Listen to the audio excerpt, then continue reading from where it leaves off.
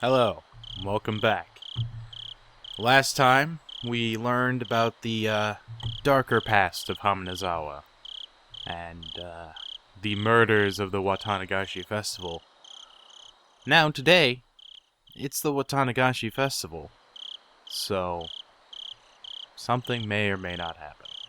Most likely may, because I think the story's amping up now, because Kiachi knows. What? It's Kiachi-kun! Good morning! Good morning! Rena was ecstatically waving her arms at me, already brimming with energy. What do you mean, good morning? It's already evening. Just say hello or something. But, this is the first time I've seen you today, so I think good morning is right. It's right! I got it. Alright. Then good morning it is. Good morning, Rena. I grabbed Rena's hand and rubbed it with my hand. She squirmed, reveling in the motion like a cat. Hey, Aki-chan. Sorry about yesterday. I left without telling you. No, it's my fault. Sorry for making you wait so long. Are you talking about setting up for the festival yesterday? How was it, Kiachi-kun? Did you do your job properly? The slight muscle pain throughout my body and my sluggish movements were already obvious. I did great. I'm pretty worn out now, though. I grinned dryly, and the three of us break into laughter. Where's Satoko and Rika-chan? Are we meeting them up at the festival? Yep. Rika-chan's actually been there since yesterday because she has such an important job. I think Satoko-chan stayed with her, so they're already at the shrine. Right, I just remembered. Today was Rika-chan's big performance. She'd been practicing especially hard for this day. As her friend, I needed to make sure I went and cheered her on.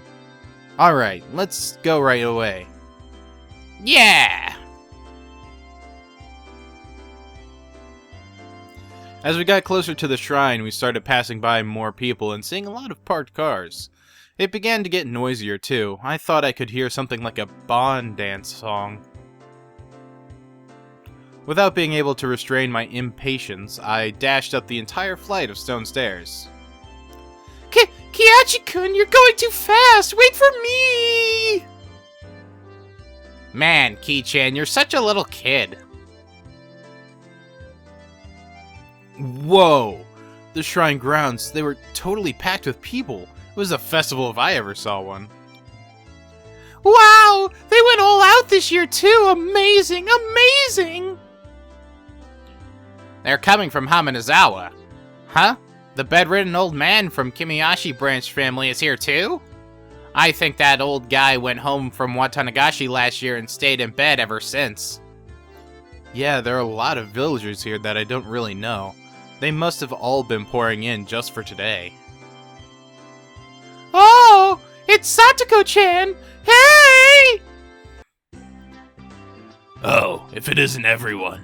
Yes, hello to you all. Yo, Satoko. There's a lot of people today. Don't get lost in the crowd, alright?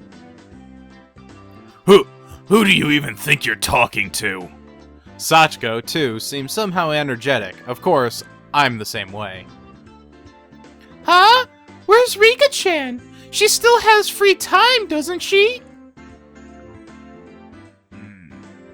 Rika was giving her respects to the mayor and other important people. She shall come before long. Oh my.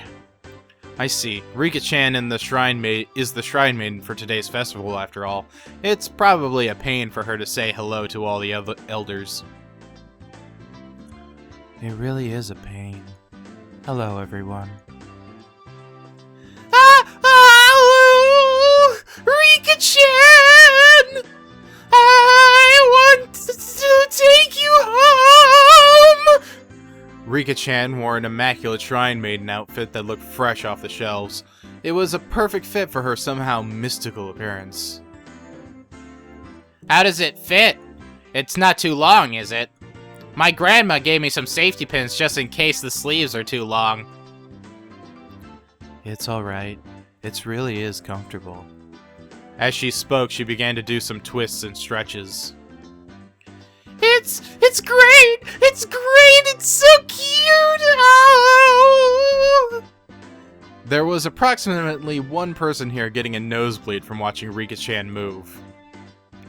Kiyachi-kun! Don't you think she's cute? Don't you?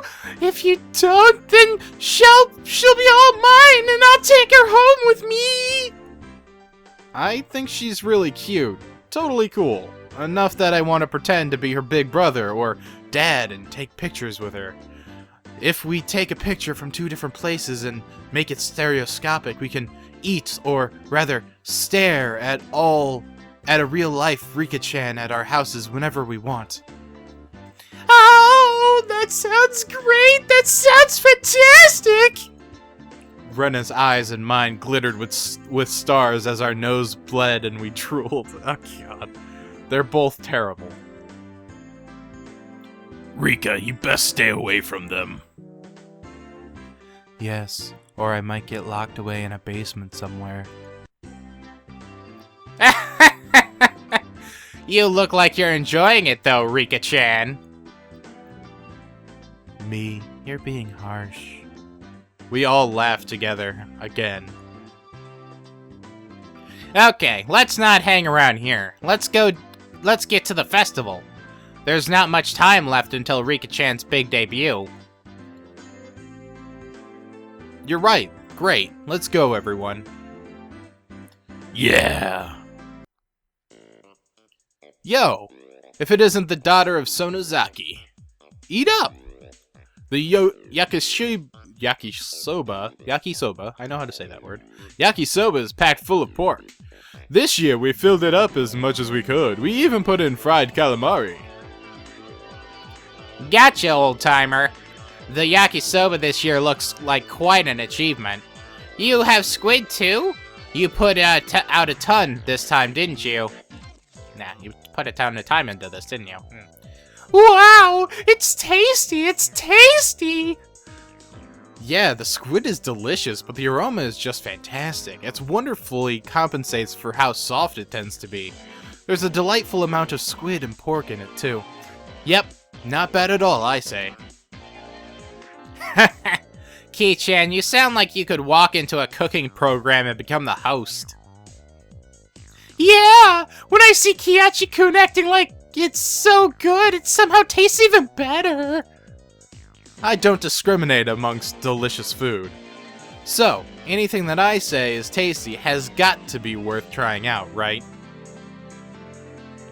Then, Kiyachi, please give us your opinion of this yakisoba again. I'll do it in 2 words. Absolutely scrumptious. If I had a second stomach, I'd buy another one right now. Having heard my 3-star rating, a whole line of people suddenly formed in front of the yakisoba stand. Wow, that's amazing. Ki-chan said it was so good, a little crowd started to form. Not bad. It was nothing to brag about, but I still decided to stick out my chest and put on airs. Oh, is that so? Then perhaps I shall try it out. Mister, could I perchance bother you for one takoyaki? Sachiko bought a stick of takoyaki balls of fried octopus from the adjacent stand, and after blowing on it, put one of them into her mouth. How is it, Satoko-chan? If you could give it a good rating, then Rena will buy it too. Chomp, chomp, chew, chew. Gulp.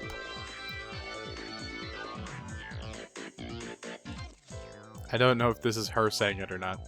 Now it's time for the Hamizawa Michelin judge Satoko Hujo to give her impressions.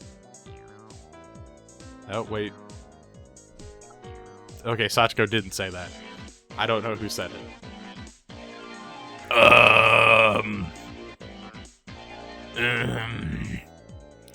Though she was all for it a moment ago, Satoko hesitated to give her thoughts.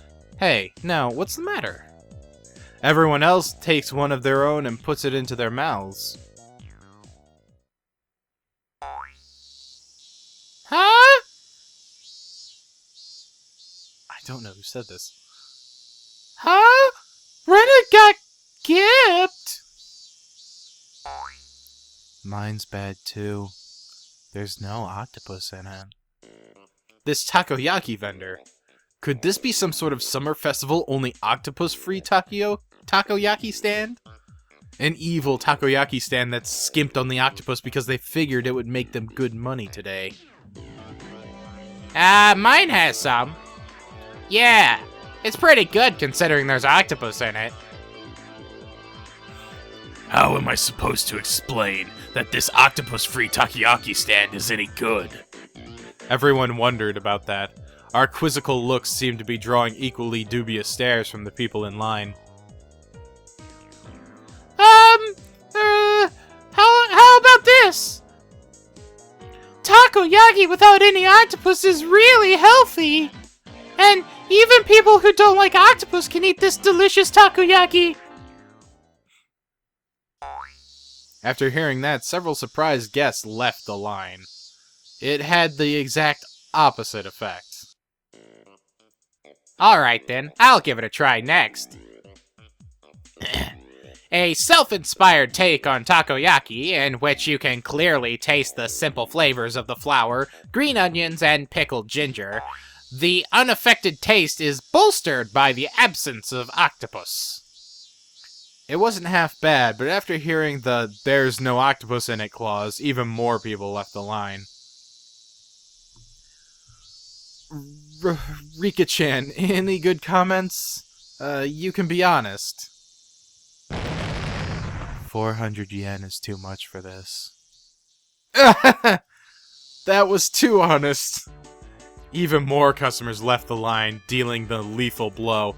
There were other takoyaki stands around after all. Well, I mean, we might not want to be doing this. Hey, Sachiko, you started all this, so give us a great big turnaround. I cannot do it. How do you expect me to lavish praise upon takoyaki without any octopus in it? Ah, you idiot! Sachiko's angry outburst was the finishing blow. The customers are all gone. The guy is staring at us. Why is that? Why is that? Oh! There's no saving this crowd. Perhaps I, Kiachi Mahabara-sama, will lend a generous hand. Kiachi-kun, you could do it. We want you to save the takoyaki vendor who didn't put any octopus in. Don't smile as you say something bitter. Alright, fine. This may be the only chance you'll get to see a pro at work, so watch carefully. I shoved the stick into an octopus-less takoyaki and crammed it into my mouth. As before, there wasn't any octopus in it, but Mion's had some in it. That was the important point. The man who runs this takoyaki stand, he truly loves takoyaki in every meaning of the word. No, it could even be said that he adores it. Huh? Everyone gasped in surprise, including the takoyaki vendor glaring at us. This man truly does love takoyaki. And because he loves it, he doesn't want to create half-hearted random ones. Isn't that right? The takoyaki vendor looked down, unsure. Those watching were listening intently, wanting to know why octopusless takoyaki deserves such a high rating. Kiachi-san, if he really and truly loved takoyaki that much, why did he make takoyaki without octopus at all? Is he not betraying that very takoyaki? You may be right. In one sense, it is a betrayal. However, it's the best possible compromise this man could find. This man is making real takoyaki today, as he always does. However, only one or two of them on each stick are the real ones. Well, you're right. The one I ate had octopus in it. And considering it did actually have it, it didn't taste bad at all, you know. Right. That was a bona fide takoyaki. And as for the other ones, whoopsie daisy. It was the biggest compromise he could make against the biases of the general populace, who think that there need to be 8 pieces on the stick, or else it's not real takoyaki. Huh? Kiachi-kun, I don't understand what you mean. Why is one of them the real thing and all the other ones fakes? Why? The secret lies in the octopus. Mister, this octopus, it's true Akashi octopus, isn't it? In recent years, the number of octopuses caught in Akashi has decreased, and their prices have risen drastically. The prices are now so high that you wouldn't think of using them in takoyaki. The man who had been looking down this whole time mumbled. Yeah, that's right. Akashi octopus, it's very expensive. But this man absolutely had to have the Akashi octopus. He could have bought much worse quality octopus for cheaper, and as much as he wanted, and he would have still been able to fool everyone. There are plenty of other scamming takoyaki vendors who claim theirs are from Akashi, even though they're not. But this man wouldn't accept it. He wouldn't tell lies. Akashi octopus are supreme! He would never relinquish this one stubborn conviction. This man loved takoyaki. That's why he never lied. Yet, there was one point that he absolutely had to compromise on. What might that be? The number. The popular opinion is that the stick of takoyaki should have 8 pieces on it. Even if it's real Akashi octopus, he couldn't charge 400 yen for just 1 piece, could he? If he didn't have 8 pieces, nobody would buy them. This man wept over it. In order to make just 1 true piece of takoyaki, he wouldn't ever let himself lie to the other 7.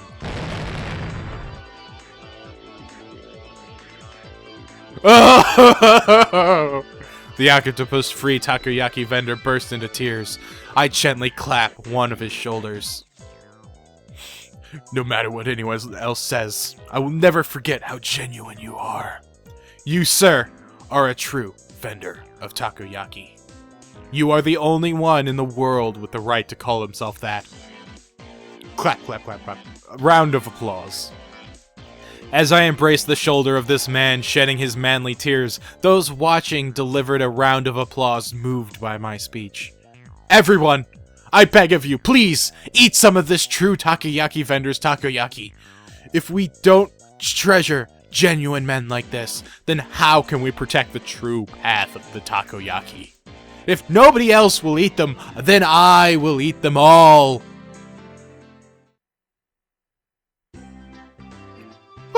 What?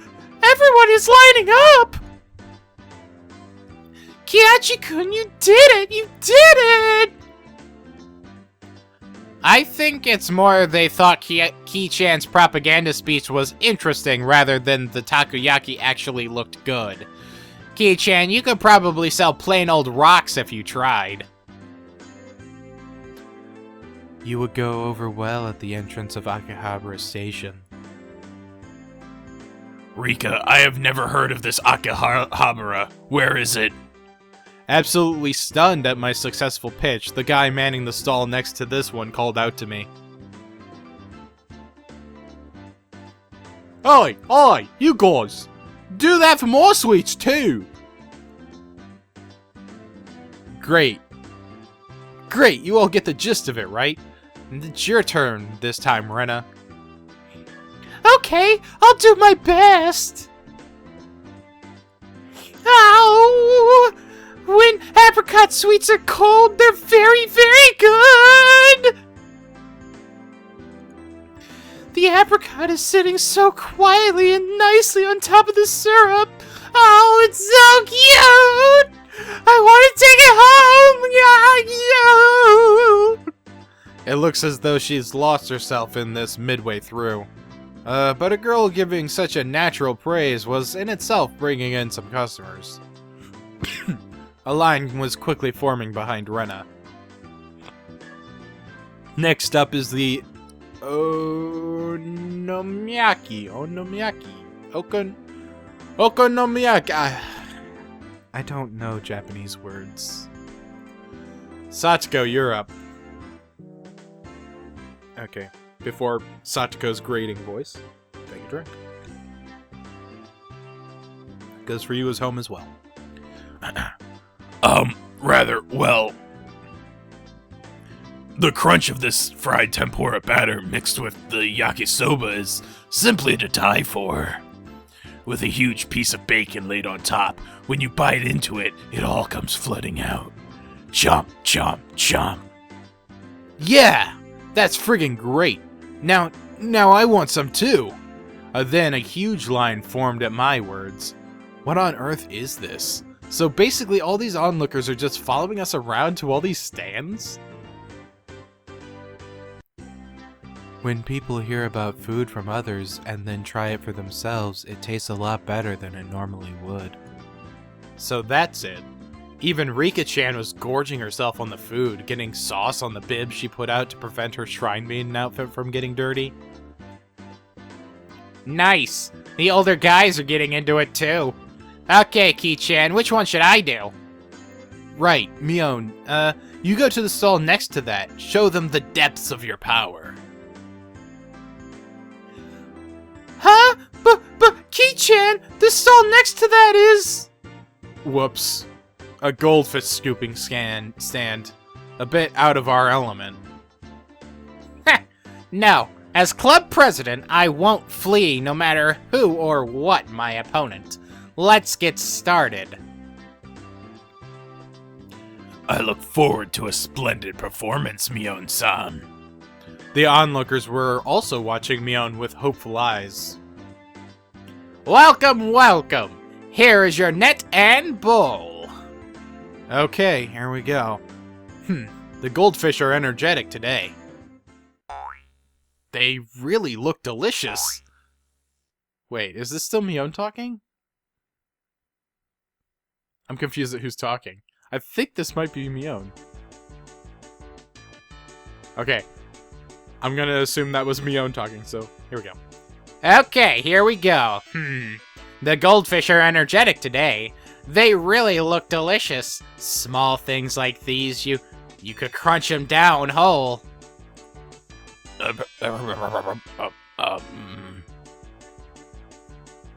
Mion-san, what in the world are you saying? Mia-chan, you eat them? Do you eat the one that Rena caught last year too? Okay, the thought of that was funny. No, I didn't say anything like that. Mion's face went red as she looked vehemently in denial. Well, I mean, you just said so yourself that they really did look delicious. Oh, I get what happened there. Alright. So that was Shion saying that little speech. Yes, you did indeed say so. My sister is omnivorous. She eats anything that can go in her mouth. If they taste that good, then maybe I'll try one next time. No! Rika-chan, don't do that! You'll get sick! Wait a second. Hey, what the hell? Shion, how long have you been here? Hey, Aki-chan, Mion, everyone. Good evening. Ah! Where did you come from, Shion? I've been here since the bit with the yakisoba. You were all so loud that I figured you out right away. Jeez, you got nothing to do with this, do you? Go somewhere else already. Oh, wait. Yeah, you got nothing to do with this. Go somewhere else already. Blah. Jeez, Mion, don't treat me so cruelly. Right, Ki-chan? You're okay with me being here, right? She asked, grabbing my arm and pushing her chest into it. Bounce. Kiachi-kun, you're a pervert! Your nose is bleeding! When you squish a jelly donut, the jelly comes out, right? It's the same. Isn't something I have any control over. Is that right? Then will even more come out if I squeeze harder? Yeah! Oh. Squeeze. She owns her cleavage. It's right up against my chest. Ah! Shion, what the heck are you trying to do? How vulgar. I seem to have misjudged you. What about my flat chest? Rika-chan clasps onto my other arm too. Rub. A plentiful plump feeling on my left shoulder and a sour sensation of a young unripe fruit on my right.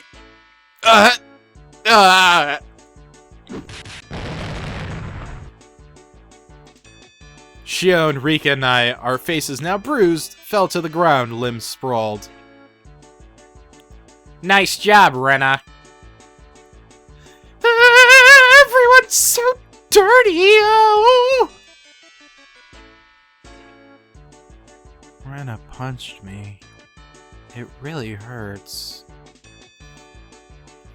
Rika, you get what you deserve. Sheesh. Now that Shion was here, the energy around us had increased by 120%.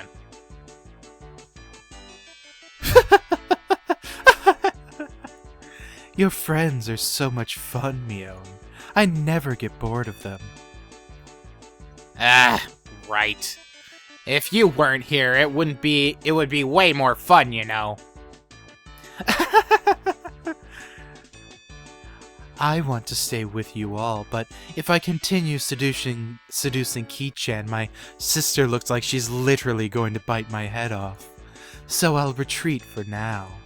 I'll be back. See you, Mion. Don't be back.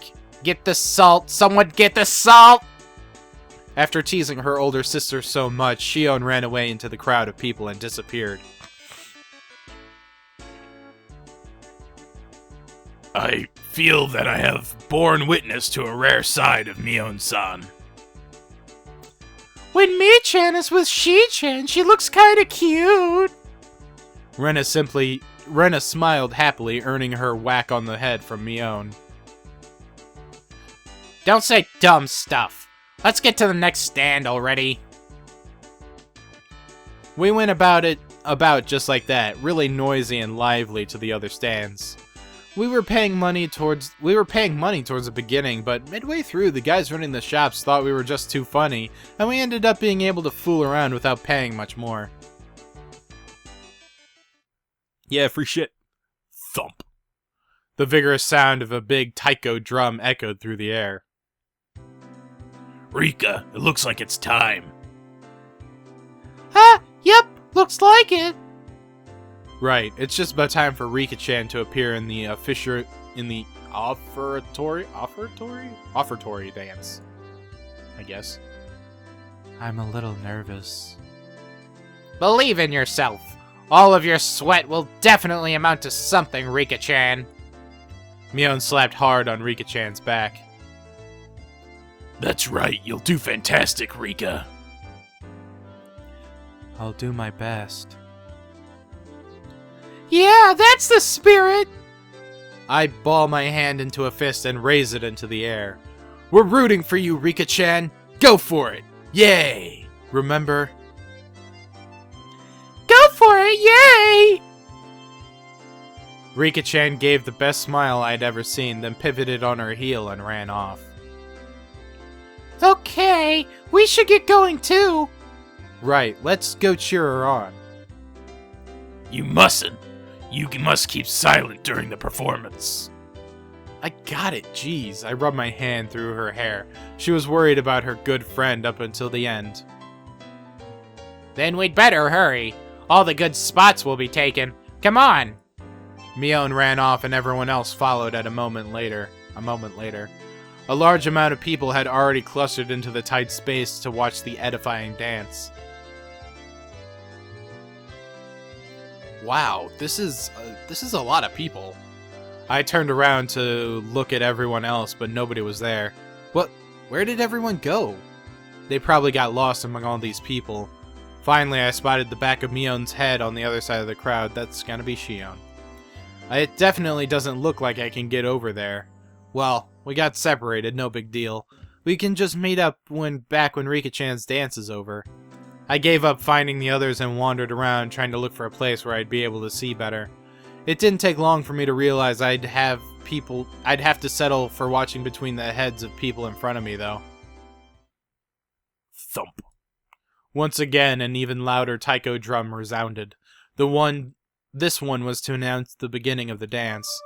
I couldn't see it very well, but it seemed like Rika-chan had come on stage with the elders who were in priestly garb. I heard low exhalations of admiration and the seniors rubbing their prayer beads in gratitude. Everyone's heads were in the way, and I couldn't really see. It was really frustrating. We shouldn't have cut playtime short to come here and get good. We should have cut playtime short and come here to get good spots earlier. After Rika-chan intoned the prayer, she took the festival hoe and walked to the pile of quilts stacked on the altar. That's right. The point of the ceremony was to purify bedding and hold a memorial service, wasn't it? Then the solemn offertory dance began. She had practiced using a mochi pounding mallet. The awkwardly shaped festival hoe Rika-chan held seemed really heavy. Back and forth, up and down, it was dubiously difficult even to lift into the air, but she sweated and waved and raised and dropped it again and again. She couldn't deal with it and do it.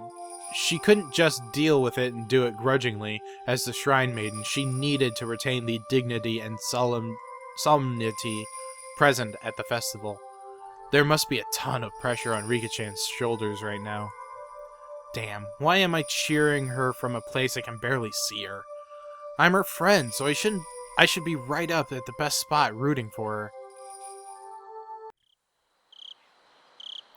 Ki-chan, over here. Someone tugged lightly on the back of my shirt collar. It was Shion.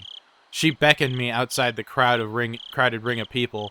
She had a mischievous grin on her face, and I took it as her saying she knew a good place nobody else knew of. Shion, what's up?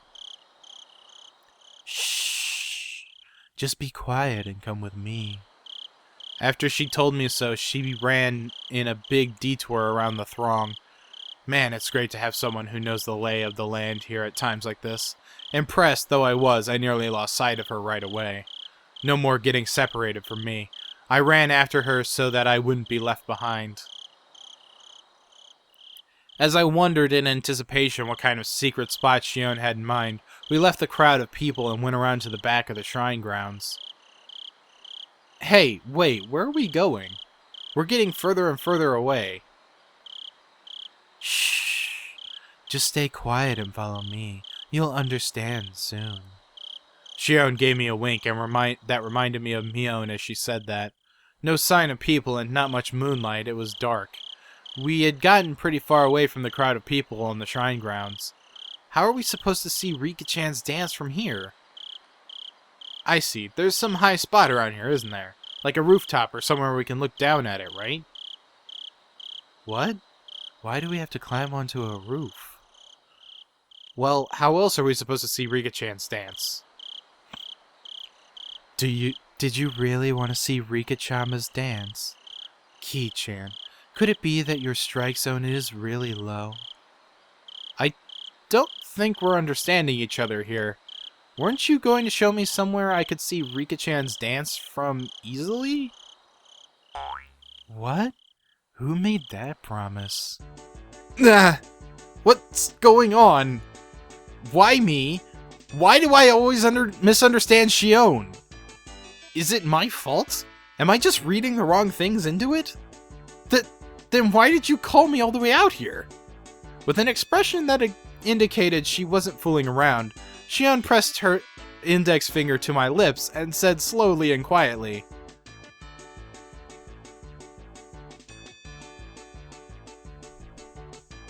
okay, she's saying this. This place is a dark, dead, empty spot. You can't see it from the festival grounds, and now a male and a female of the same age are all alone together. Could this be? Shion, she's not planning something crazy again, is she? Shh! Look over there. See? Shion whispered, pointing to the dark underbrush. And there we saw two figures, one male and one female. What is that? Is that? We're right at the scene of a rendezvous, of course. See, look closely. Can you tell who they are? I peered intently into the dark at Shion's suggestion. Oh, it's Tomotaki-san and Takano-san. The two of them were clearly breathing quietly and glancing around to make sure nobody knew where they were, and as they crouched before the entrance to the wooden storehouse-like building. Wait, Shion, could this be what you wanted to show me? Ki-chan, you can see Rikachama's dance any year, but you won't ever get another chance like this, okay? I had thought the Sonozaki sisters each had their own personalities, but at times like this they seemed all too similar. I'm going back. Don't call me for something like this again. If you move now, they'll see us. At our noisy argument, Takano-san suddenly turned around. Oh my, who might that be? We held our breaths and tried to wait it out, but it seemed like Takano-san was now acutely aware of our presence. Shion and I exchanged glances, then gave up and climbed out from behind the bush. Well, hello there. The moon sure is beautiful tonight, isn't it? My. If it isn't Shion-chan and Mahabara-kun. Good evening. Yes, the moon certainly is pretty.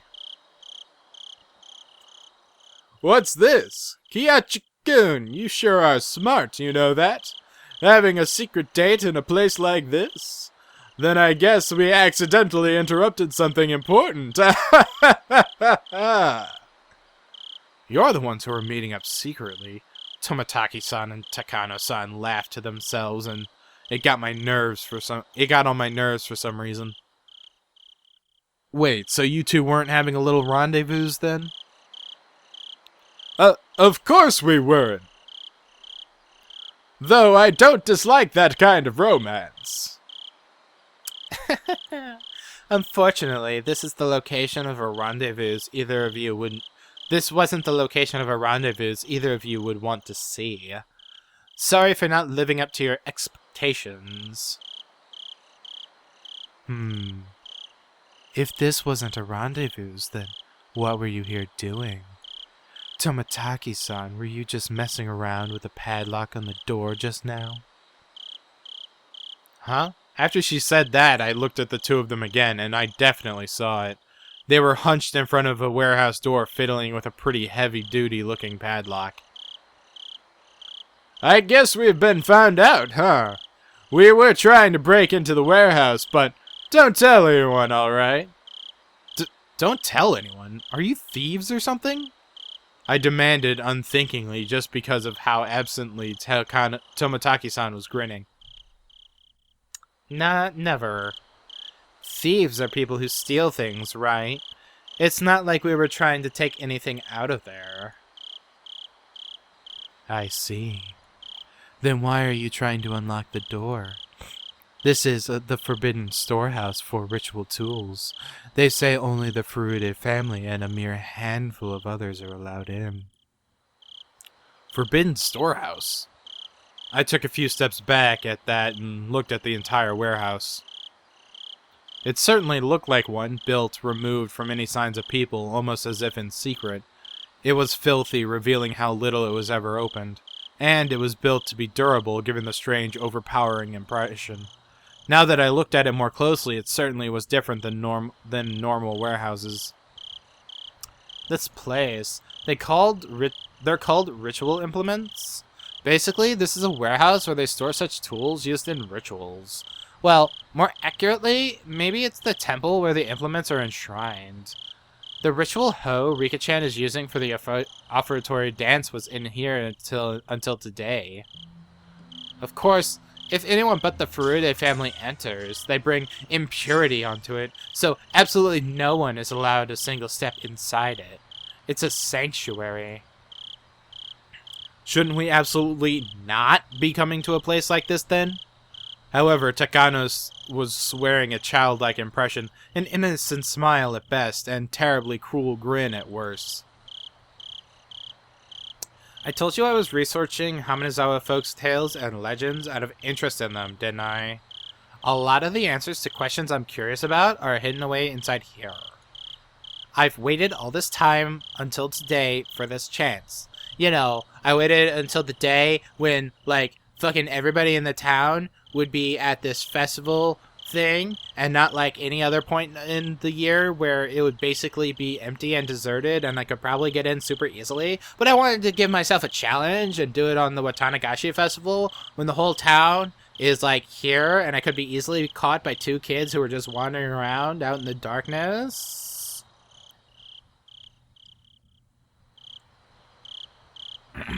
Takano-san's an idiot. A chance? Everybody's eyes were fixed on the dance in the shrine grounds today. This was the ultimate blind spot. Not really. I see. I didn't know you had lockpicking skills, Tomitake-san. Stop it! I don't want to be doing this, okay? Sorry for taking you along with me, but this was all the thanks to you, Jiro-san. I am really grateful. Sheesh. This is the only time, understand, Takano-san? I don't want to be sneaking into places like this. You are a really good person, Jiro-san. Clink. Tomitake-san undid the padlock and placed it to the side. It's open! Thank you. At long last. Takano-san gulped with an unusually excited air about her. She gave the heavy door a shove. The sharp smell of mold and dust flowed from the gap in the doors. I had claimed curses didn't exist, but in this situation I could believe in them. If we went into such a holy place with our shoes on, it felt like we could be punished somehow. How about it? Your accomplices too. Oh. How about it? Your accomplices too? You came all the way out here, so why not come in and take the tour? It's a little field trip to the Museum of Precious Cultural Artifacts that conceal the secret history of Hamanazawa. And it's only open today. What? We're not accomplices or anything. Aren't you interested, though? Come on, let's take a peek. Shion said, predictably linking her arm with mine. But we definitely shouldn't be doing this. This is a holy warehouse, isn't it? You said ritual implements, right? I really feel like we shouldn't go in. I'm a part of the Sonozaki family, so I have a good guess as to what we'll find in there. But I want you to see it too, Ki-chan. You want me to show something to me? I thought it was just a ploy, but Shion's eyes looked entirely serious. Of course, she was the sort who could lie with a straight face. Of course, I was an average boy, too. My curiosity was at least twice that of a normal person. Sleeping, forbidden treasures, never to leave this warehouse. There shouldn't have been a comma between sleeping and forbidden treasures. Chances like this don't come around too often. If I had to choose, then I'd want to see. Until the locked door is open, though, I don't know about this. If you're not interested, Ki-chan, then you can leave now. I think you'll wonder about it later, though. Tomitake-san spoke after listening to our discussion, himself having sat down on the stairs to take a short rest. I'll keep watch here. Go in and check it out with them. I'm not too interested. But it might be pretty interesting for a young guy like you, Kiachi-kun. He said, laughing mischievously. There was no ill will in his laughter. Tomitake-san, do you know what's in here? Kind of. Takano-san told me all about it. Must be a pain to have to go along with your companion's unique hobbies, huh? Tomotaki-san didn't answer that, only responding with a pained smile. Takano-san is kind of scary, Takano-san had this kind of scary air about her, like she'd drop absolutely everything else for something she had an interest in and go straight for it, but Tomotaki-san, on the other hand, seemed like the gold standard of what a normal person should be.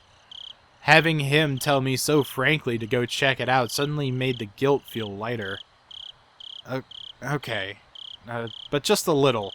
If it's not interesting, I'm leaving. You got it. Shion gave me another Mion-like wink. Looks like we're decided. Shall we go inside? Jiro-san, we'll leave this to you. Tomotaki-san waved his hand to see us off.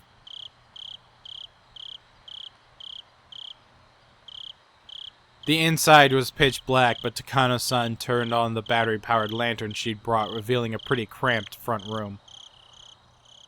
It's so dark in here. Everybody take care not to trip over anything. I appreciate the concern. Okay, doorman, keep good watch. We're shutting this door now. Takano-san smiled spitefully, as if leaving Tomotaki-san outside, out of something fun, and began to close the door. Man! Alright, everyone, have fun!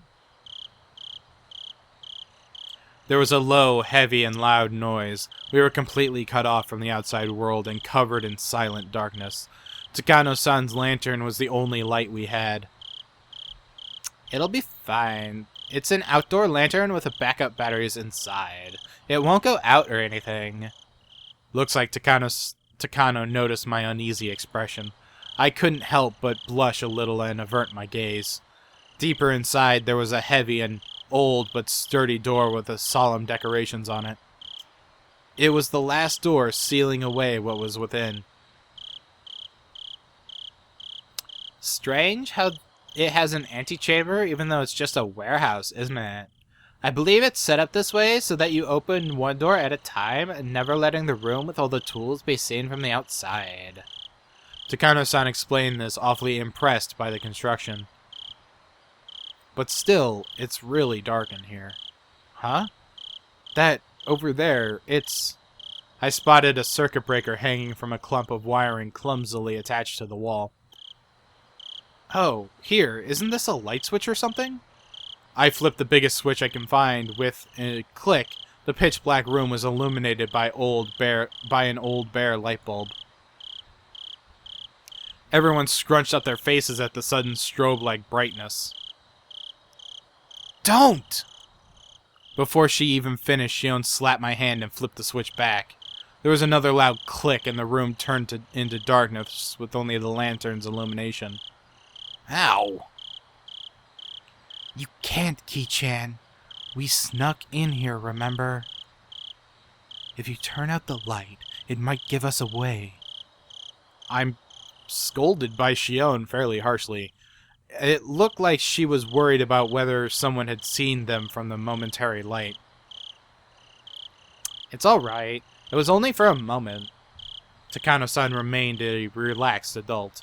It seemed like she was confident she could talk her way out if someone did see us. Let's go in. Here we go. There. The even heavier door opened, and this time it wasn't just the dust that came out with the air. There was also a nasty smell. One smell was like opening a dust-filled cupboard in the back of a kitchen that hadn't been opened for years. And the other smell, the nasty one, was hard to explain, but it was like a raw odor of a fish market.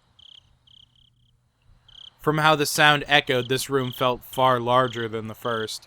Takano-san held up her lantern and revealed the contents of the expansive room. Whoa.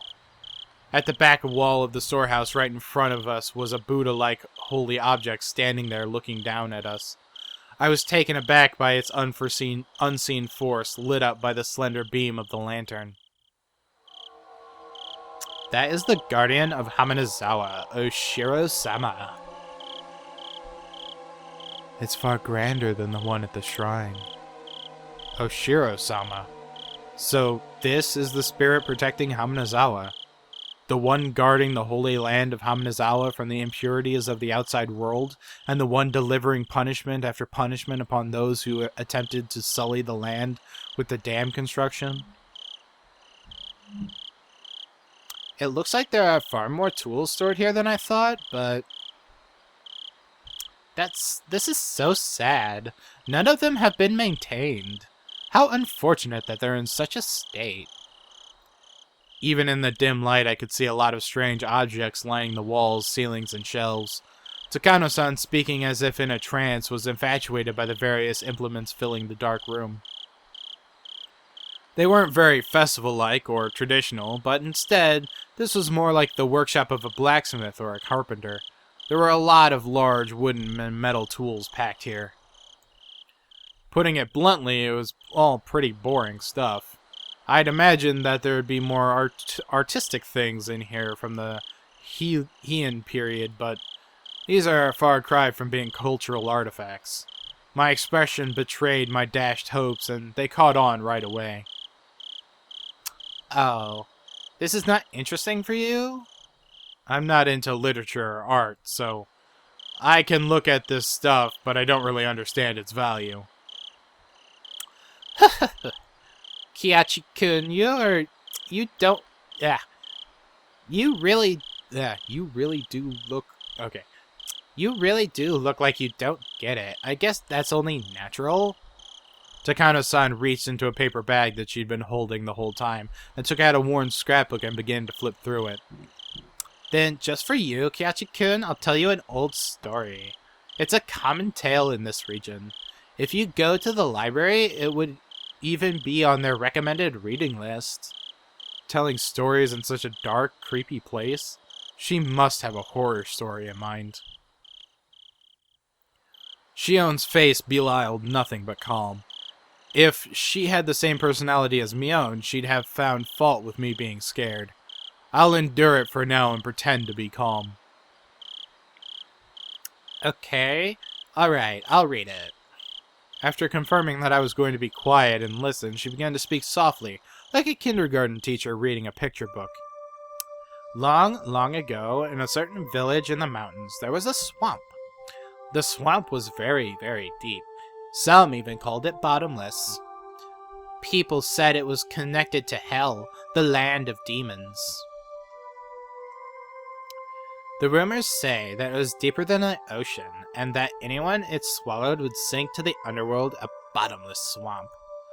Its name was Onigafuchi.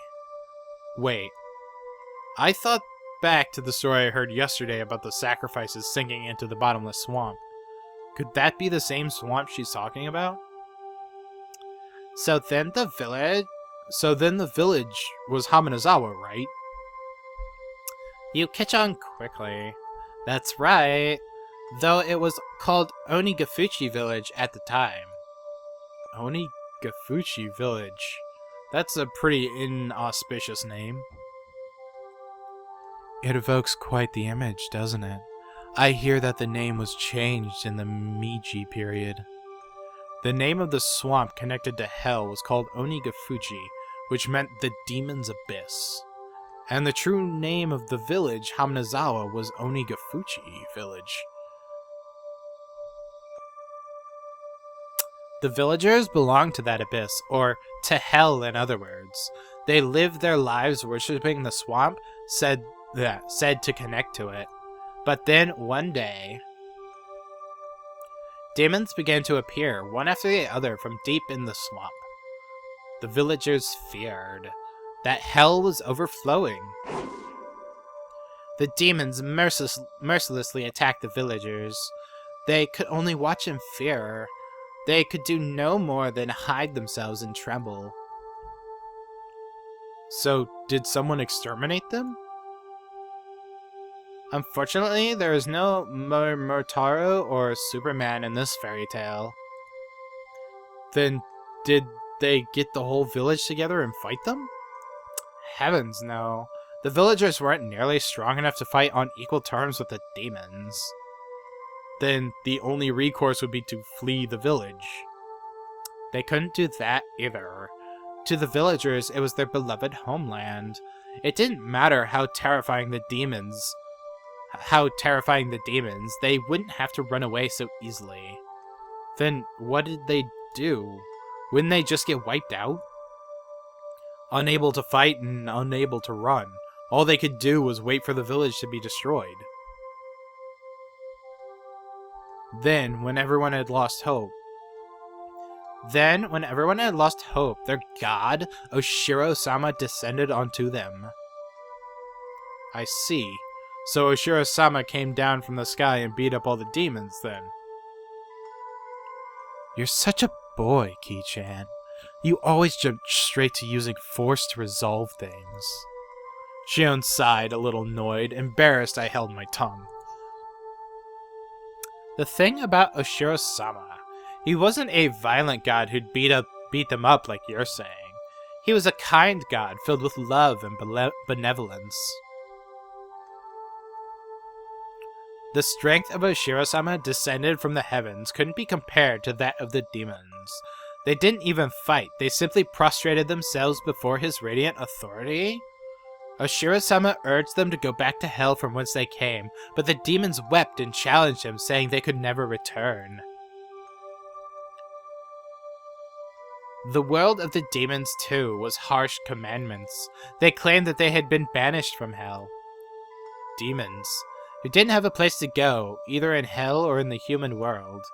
Of course, they were at fault for attacking the village. They deeply reflected on it and were sorry. As the villagers conversed amongst themselves, little by little they came to pity the demons, and, after talking with everyone in the village, they decided to live alongside them. A lot of fairy tales have them being exterminated or driven away, but you don't often hear the one where they live in peace. You're right. Demons are supposed to symbolize all evils. A story where they decide to live together with humans is certainly strange.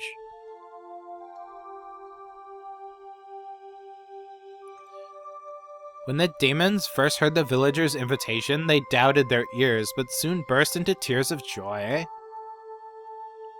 The villagers have given them a place to live. It was said that in payment for this good deed, the demons shared their many kinds of power and secrets with the villagers.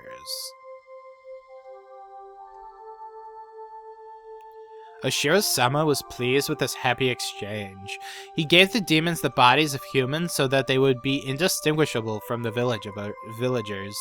He himself decided to stay on the surface and watch over them, the everlasting peace between them. A land in which man, demon, and god live together. I thought the word demon was a noun meaning evil that needs to be exterminated. A god may have mediated for them, but you don't often hear happy endings like that where both sides live in harmony.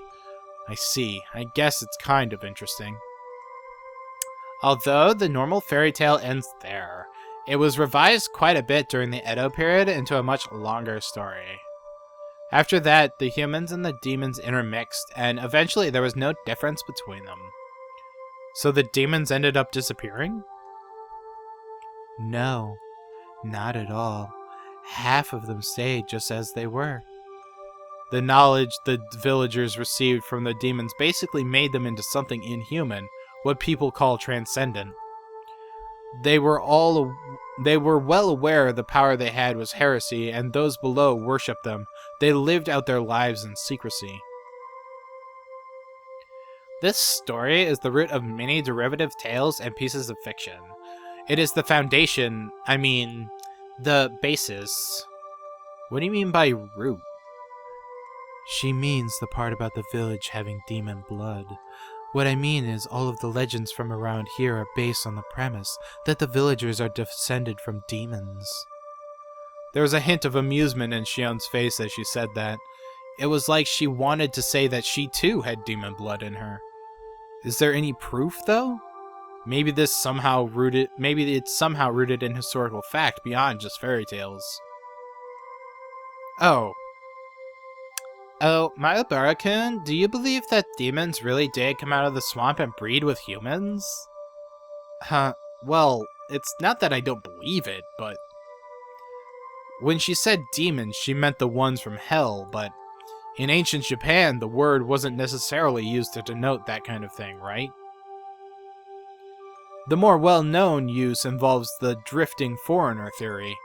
As the story goes, Westerners who were shipwrecked on nearby seas had such markedly different customs that they were called demons. Japanese people were relatively similar in appearance to other Asians, but everything about those from the West was different. Their physiques, their faces, their skin color. In Japan, terms like red demon and blue demon evoke images especially of Westerners. Lacking in skin pigments, Westerners would sunburn easily and turn red. Being fair-skinned, I think blood vessels appearing on the skin would look blue, too. A handful of accidental aliens would drift into Japan and come under persecution, being called demons. They would flee onto the mountains to survive, turn into bandit groups, and attack villages for food and the like. How does that explanation sound? Maybe it's a bit childish. Takano gave me a weird smile when, having come up with such an impromptu hypothesis, I unconsciously followed it up with self-deprecation. Still, she didn't smile as if to make fun of me. It's not ridiculous. There are a lot of people who subscribe to the drifting foreigner theory. Even so, nobody actually knows what happened. Were they groups of foreigners who had turned into banditry, or were they really demons who had come from the bottom of the world? Then, Takano-san, which one do you believe? The truth of the matter aside, I'd rather believe the more fantastic explanation. It's more fun that way, isn't it? Her answer made her sound a wee bit like a romanticist. Here, I thought she'd reject unrealistic stories like that. Now then, this is where the fun begins. Takano-san brought an end to her storytelling and waits for a moment as if to tantalize us. Huh? Suddenly, Shion looked around as if something had caught her eye. Her head bobbed to and fro like she was making sure nothing had changed. What's wrong, Shion? I'm sorry. Please don't worry about it. Shion pretended as though nothing had happened. Takano-san made sure nothing had happened, then cleared her throat and broached the next subject. I explained that half of the villagers have demon blood. The blood they actually say is the people... The blood they actually say that is the blood of the kind of demon that eats people. Man-eating demons? That escalated quickly. The blood still runs through the villagers' veins. They say that sometimes the blood awakens from its slumber. I thought the fairy tale had a happy ending, with the humans and demons living in peace, but it began to suddenly change into a brutal, bloody story. Well, they eat people. They say that every decade or so, they just can't help but want to feast on human flesh. The villagers can't eat other villagers, so when it happens, it's said that they descended upon the human villages and conducted onikakushi. What's an onikakushi? Broadly speaking, it's when a demon kidnaps someone when a person is demoned away. They say the villagers of Onikafuchi would overwhelm unfortunate human villages in order to kidnap sacrifices. Takano-san's explanation was plain and simple, but when I imagined what it must have been like, it was terrifying. They lose their human reason. The villagers turn into real demons en masse. They attack the villages they loathe in the dirty world of the masses below. And then they kill and eat their sacrifices. So they're no different than demons after all. What did Oshiro-sama do? Wasn't he supposed to be staying in the village and watching over them? Oshiro-sama knew about it, of course.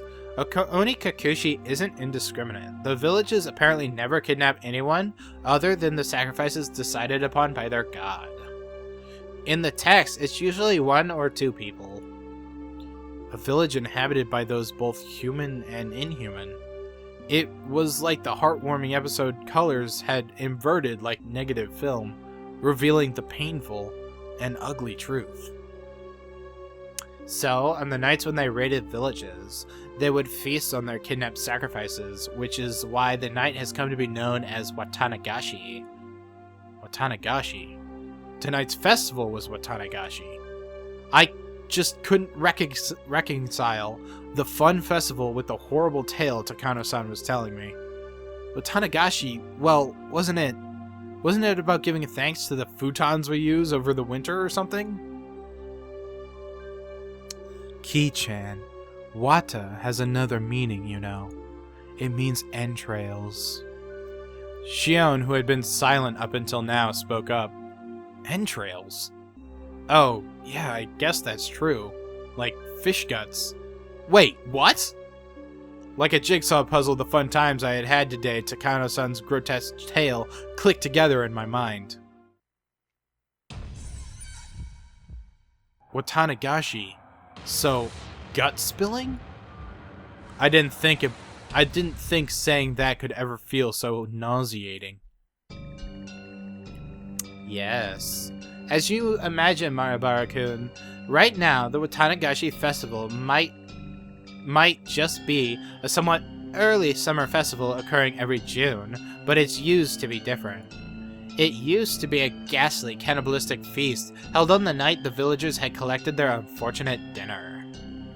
That can't be true. I had no real reason to say that, but I couldn't help it. Maribara-kun, you said that Watanagashi is a ritual about purifying futons, right? What do you think the futons filled with cotton with wata represent? Futons are futons. They're beds. They're things for sleeping in. What else could they possibly represent? Fucking guts, damn it. I was rattling on, desperately attempting to deny the horrible festival that Takano-san was describing. Deep down, however, I found myself understanding all too well what she meant. Futon stuffed with cotton. The cotton represented the entrails in both pronunciation and meaning. The entrail-filled futons would have been humans. Why don't you think back to the offertory dance that Rika-chan performed? Do you know that what she was doing up there? No, I don't. I didn't even watch the whole thing anyway. Shh. Ki-chan, you're getting too worked up. Shion grabbed one of my ears, reminding me that this wasn't somewhere I should raise my voice. Even so, I still couldn't suppress this agitation I feel. Rika-chan was carrying a festival hoe. You've probably realized it already, but that's not a hoe for plowing fields. It's a tool for dissecting human bodies. I didn't see the dance all the way through, so I don't know what kind of performance Rika-chan was putting on after I left. When I told this to Takano-san, she kindly explained Rika-chan's dance to me. To summarize what she said after what I'd seen, Rika-chan would pierce the futons with that hoe, cut them open, and pull out the cotton inside. She'd cut the cotton out one bit at a time and set it aloft. That's the kind of ritual it was. Broadly speaking, it was quite the bombastic ceremony where they'd rip the guts out and throw them into a basin, and then the ritual was over. It's thought that afterwards the villagers, each with a different role, dismantled the flesh piece by piece and feasted upon it. At Takano-san's strangely happy giggle, I felt for some reason violent displeasure. Rika-chan. Every day during our lunch break, she'd taken a rice pounding mallet into the schoolyard, and she'd worked so hard, sweating bullets, to practice for the offertory dance she had done today. All that effort, all that work, Takano-san disgraced it, even though she worked so hard to practice for today. Takano-san, I think you should choose your words more carefully. Ki-chan's pretty naive, so please don't tease him so much. A moment before I opened my mouth to express how angry I was, Shion stopped me. Shion must have been fully aware of how the story made me feel. I'm sorry. I thought you'd like a story with that sort of shock value, since you're a boy. Takano-san spoke without a hint of malice as she smiled gracefully. After hearing that, did you figure out what kind of stuff is in this storehouse, Ki-chan? See, look. Shion pointed out to one of the walls vaguely illuminated by the lantern's light. There was... Mere moments ago, they hadn't held my interest. They were just boring-looking tools lined up on the shelves. Ugh. All those uninteresting tools that I didn't understand how to use, they all suddenly took on a new meaning, and I couldn't help but let out a groan. At first, they had looked like carpentry tools like chisels or planes. However, when I thought back, I'd seen the pictures of these sorts of tools before. Yeah, they came up in Japanese history textbook. Yes, on the page introducing the... I'm going to butcher this. Keitai Shinso, or the new text on anatomy. These sorts of things, they're printed realistically in the literature of Germany. They're printed realistically in the literature of Germany, capital of the medical world. These aren't carpentry tools. These strangely shaped tools, they're for dissection. Everyone knows that the Edo period, they would dissect the corpse of those who had been put to death in order to gain knowledge about the Western medical techniques. Illustrations of the dissection tools they used at the time came up in textbook supplements. The things hung up on the walls all looked exactly the same as those. If you want a scarier way of looking at it, think of them as cooking utensils. Takano-san, holding the lantern, the only light source in the room, led us along the wall. She had the only light, so I had to walk after her whether I liked it or not. Look. Takano-san illuminated a coiled chain, which left a bigger impression than the other things we saw. The chain in and of itself was nothing unusual, but further along it were metal fetters that were like hinges, clearly meant for binding people. Ki-chan, look at that. Shion tapped me on the shoulder and pointed to a restraining table that was clearly shaped like a person. My spine froze. My blood felt like it was turning into sherbet as it crawled up my back. Okay, it turned to ice cream or whatever, cold shit. On each of the joints, there were things like chains and iron balls attached. It was like the table was searching for its next sacrifice, ready to spread their arms wide and close them in. It's probably a chopping block. I think you'd strap the sacrifice down and prep them for eating. The words chopping block sent a jolt through my body. When I looked more closely, there were many dark slices carved into it, as though from a knife or saw. There were the most clear-cut signs of usage you could ask for. It proved these tools weren't just for show, they were used for their original purpose. If someone was strapped tightly to this table, they probably wouldn't even be able to move a muscle. Their guts would be defenseless, and you'd take one of those eerie-looking knives lined over there and stab them with it. And then you'd slice open their belly and dissect them? I'd heard the stories, but this is incredible. Wait, I don't know who said this. I heard the stories, but this is incredible. Before coming in here, Shion had mentioned she had a good sense of what was inside. Oh, that was Shion talking. But it seems to have exceeded her imagination. There's still more. How about it? More fascinating than a wax museum, isn't it? Takano-san had this happy expression like she was visiting a toy store for the first time. I don't get it. This Mio Takano person has nerves of steel. Are these bizarre, grotesque objects that fascinating to her? I, for one, was not enjoying myself. I'll be frank. This was all too weird for me. Still, there was something even more horrifying than all this. That would be none other than Takano-san herself. Takano-san holding the lantern giving off such a beam of light, if she suddenly turned it off, then I would. What would I do when the next moment everything went totally dark? That's why I was scared. Takano-san had the only light, and anyway I was scared. At some point Shion had started holding onto my shirt sleeve. It was a little annoying to walk like that, but I didn't shake her off. That minor sensation allowed me to feel the presence of an ally here and now. Before we had even walked halfway through the storehouse, the air I felt on my skin changed completely. These cruel tools lined up all crammed together in this place. Some were horrible ones made to take away sacrifices' freedom, and some were tools made to efficiently disassemble and prepare the bodies for consumption. Those were just the things I understood. There were plenty of other strange-looking objects that I couldn't even guess the purpose of. Now that I was here, I didn't have the slightest desire to hear the details about what sort of terrifying reasons they were meant to be used for. At the very least, they were all completely different from the sort of clean, simple killing function of a katana. Tools to kill people were obviously constructed in such a way they could kill people. If that was the goal, then the person you'd use them on would obviously end up dead.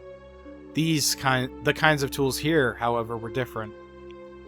The tools that were here were for cutting people, for crushing them, for boiling them and cooking them, and for grinding them. They were tools of torture. They weren't made to kill people. People dying was just an incidental result. Actually, they might not even kill them.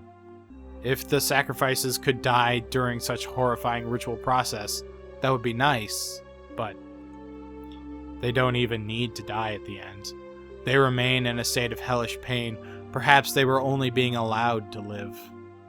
Only now, in this moment, did I fully realize just how terrifying and fearsome that difference was. People, you see, most of these wouldn't kill them if used properly. Takano-san, as if reading my mind, displayed a shocking smile.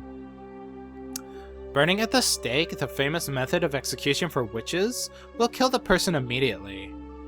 When the body suffers extreme burns on the skin all over, the decomposition of the skin's chemical makeup produces poison-like symptoms and causes an immense shock to the victim. Though, I suppose it's still very cruel compared to the guillotine, if you have to wait far longer for that to happen. She described such horrors in a strangely medical way. Shion immediately answered the question I had. Takano-san is a nurse. There's a saying that nothing can scare a doctor. I guess it's true. Oh, and also, there's a method of execution in ancient Rome where they would grill the person, just like a barbecue. They would cover the person in wire netting and slowly cook them over a charcoal fire. To think the memories of when I went to a day camp with my family would come rushing back now of all times so vividly. That's what it was like. Apparently they wouldn't die too easily for some reason.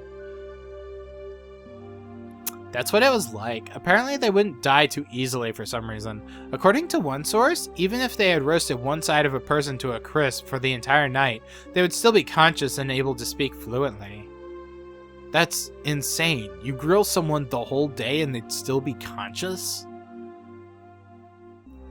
It's said that ancient Rome, famous for their executions, thought of plenty of ways to execute someone while having the victim stay alive as long as possible. Among them, there was only one method where they would open the gut and pull out the intestines like sausages, pull them up with a winch, and then put them on public display. Shion was behind me, clinging to me.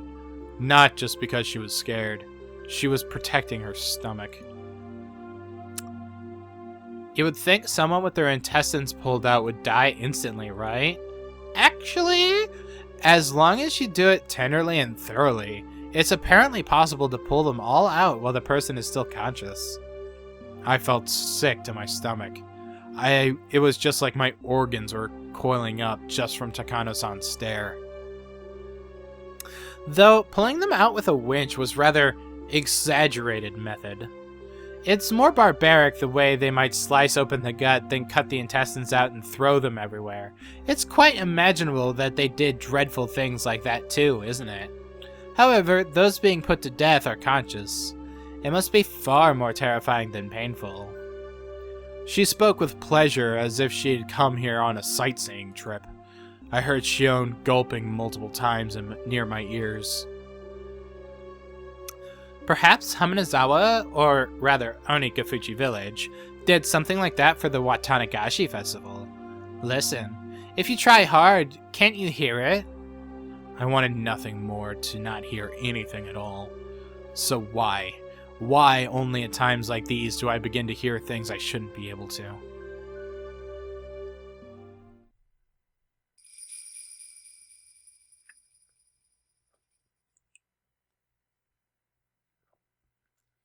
Takano-san, having realized she'd scared Shion and I enough at this point, smiled soothingly. Then she turned on her heel, raised the lantern, and began to walk again. If Takano-san left us here, we'd get even further away from the light. Shion and I, no matter how scared we were forced to follow Takano-san along her field trip through the ritual storehouse.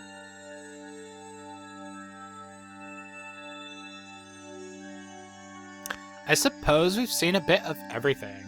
See? This place is interesting, isn't it? She says, raising the lantern high in the center of the storehouse.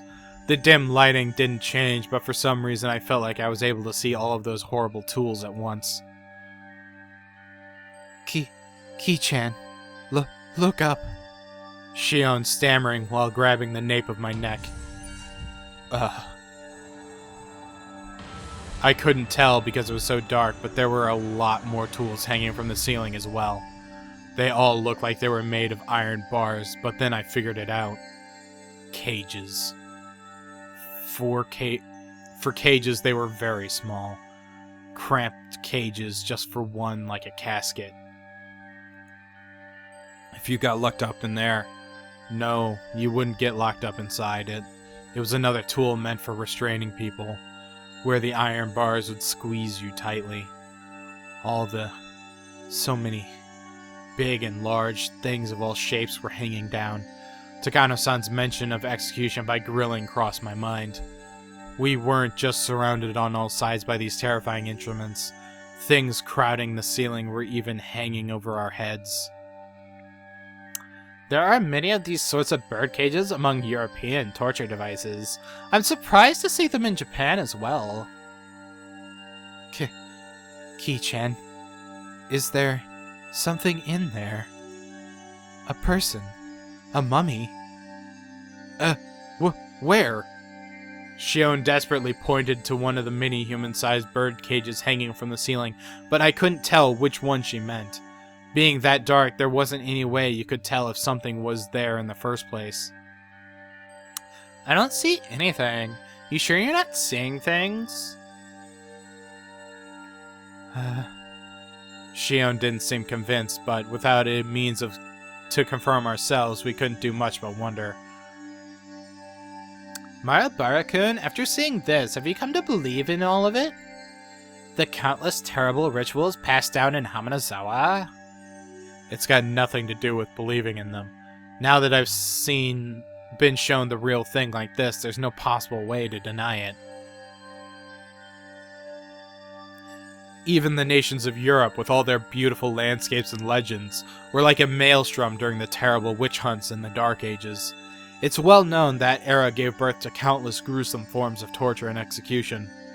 Japan was the same way. Didn't it have its own era of hellscape, like torturous feasts because of religious suppression and things of that nature? Hamanazawa itself had such a period. It had such a history behind it. Even in Europe, land of the witch hunts, that was all far in the past. No more than a series of historical events, and in this age, nothing that abnormal would ever happen. This must apply to Hamanazawa as well. Just as Europe had its Dark Ages, Hamanazawa had one too. That's how this should be taken. Even if these things all really happened in Hamanazawa, they're all long past. They don't have anything to do with the people living in Hamanazawa right now. Oh, damn it. That was all me talking. Alright, this last whole bit was all Kiachi talking. Mahabara-kun, you really do like this village. It didn't sound like she was making fun of me. Takano-san gave me a light smile. Takano-san, you're researching whether those customs survived into the present. You are, right? Shion suggested something that made my heart leap into my throat. Are you telling me that all these horrible things are still going on today? What I'm about to tell you is a secret, alright? I told you, Shion-chan, because you're an understanding person, but the other villagers don't want to hear it. If things go awry, I could be ganged up on and punished. Shion flashed a devilish smile as if reveling in the immortality of it. Marabara-kun, you keep this a secret too, okay? If this gets out, I could suffer Oshiro-sama's curse or be made into a sacrifice. If it's the curse, then I wonder what kind of death it'll be this year. If it's a sacrifice, then will I be thrown into the Onigafuchi swamp while still alive? It's tonight, you know. The night of Oshiro-sama's curse.